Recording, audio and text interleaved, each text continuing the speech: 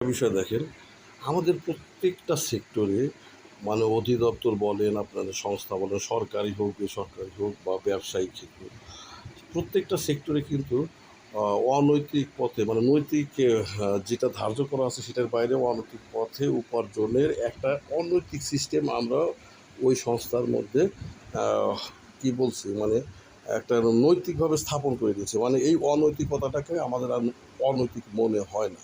এটা কিন্তু আমাদের বৈধ বা বেতন বা মনে করেন যে যেটা যদি ব্যবসা হয় আমার যেটা নর্মাল লাভ ওই প্রফিটের বাইরেও কিন্তু আমরা এটা চিন্তা করে থাকি। যে অবস্থানে আছে সেখান থেকেই আমরা 2 পয়স বেশি ইনকামের ধান্দাটা আমাদের মাথার মধ্যে সবসময়ই কাজ। একটু খেয়াল করে দেখেন আমাদের দেশের যারা যে সমস্ত ছোটো বা বড় ব্যবসায়িক প্রতিষ্ঠান যেটা স্কয়ার বা পিএইচপি বা কিছু দিয়ে একটা হাতে গোনা প্রতিষ্ঠান ছাড়া বাকি এমন কি